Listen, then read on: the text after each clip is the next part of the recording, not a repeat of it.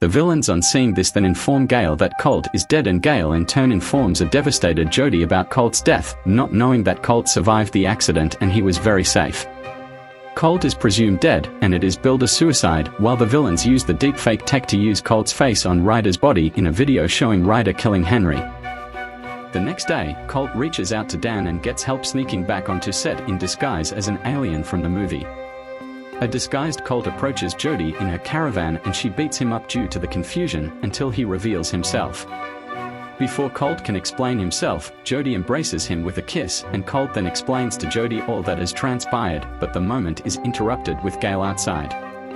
Jody then hides Colt in her caravan, and Colt overhears Gale talk about his supposed death with Jody, as well as trying to do Jody's big car jump stunt for the film in VFX and focusing on Ryder's epic final monologue. After Gale leaves, Colt and Jody organize a plan to get Ryder to confess to the murder by getting him to make him do the car jump himself, since he will be wearing a MIC, and he usually forgets he is being recorded, so he is always seen or heard saying whatever he wants and filtered. The crew gets ready for the big scene and shoots Ryder's monologue, giving a beautiful speech. Jody then convinces Ryder to get into the car by saying she needs a close-up of him and a few monologues for the scene.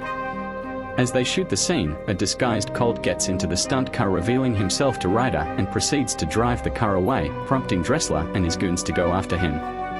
Jody and Dan help keep the goons off Colt long enough until he gets Ryder to admit to killing Henry and saying Gale came up with the frame job, before Colt pulls off the epic jump across a canyon. The car tumbles several times, which knocks Ryder unconscious.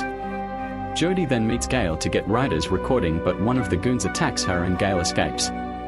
She then gets a chopper and attempts to flee with Ryder, but with help from Jody, Colt is thrown toward the helicopter and fights both Gale and Ryder until he gets the tape back and jumps down onto a crash mat set up by the crew at the right time. Jody then runs to Colt and kisses him, pyrotechnics lighting up around them.